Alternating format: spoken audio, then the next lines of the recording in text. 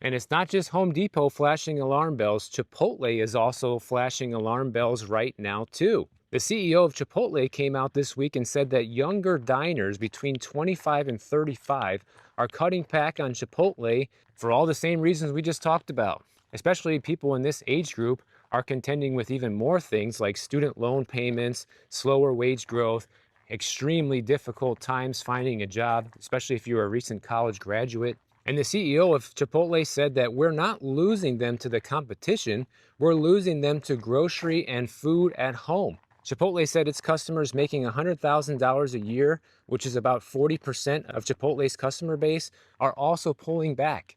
So that's the state of affairs in America, guys. Like, you need to be making at least a six-figure income now to be able to have any remote sense of comfort financially, at least in a lot of more expensive and higher cost of living areas. Sure, you can get away with making substantially less than that if you're in the Midwest or another Rust Belt town or something like that.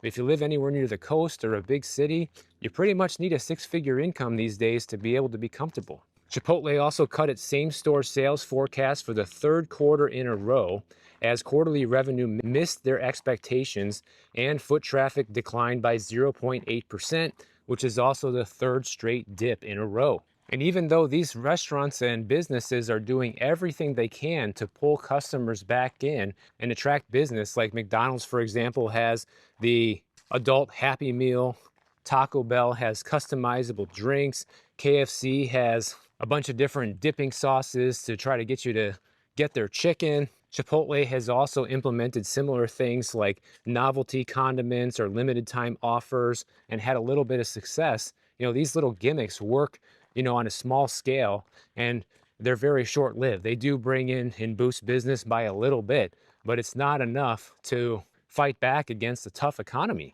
And the people who are still going to these places, well, they're using creative ways to make it work. A lot of people are splitting appetizers or they're ordering kids' meals, the smaller portion and cheaper stuff to be able to still go out to eat and have a little treat, but not break the bank. And let's face it, if you're in debt right now or you have bills to pay that you can't pay, dining out is a luxury that you can't afford.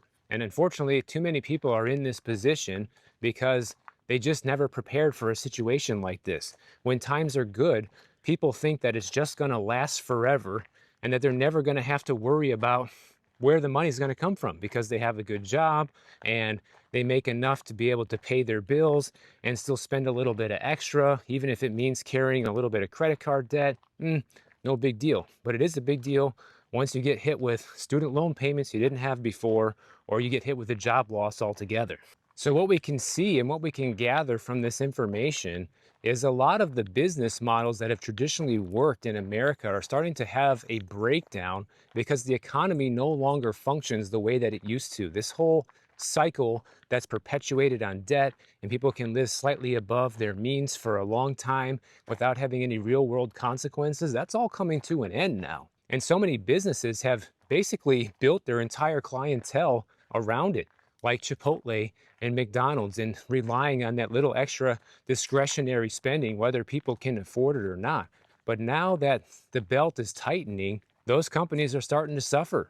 And moving forward into 2026, the businesses that are going to make it and are going to have success are the ones that provide, number one, extreme amounts of value, meaning you get a lot for your money and the product or service is very good. So is the customer service, by the way. And it's something essential. It's something that people need. People need to eat, but they don't need to eat food away from home. And that's why value stores like Dollar General and Dollar Tree are seeing more people come through the door that earn higher incomes because they're getting that value from those stores where they're not getting it from McDonald's and they're not getting it from Chipotle.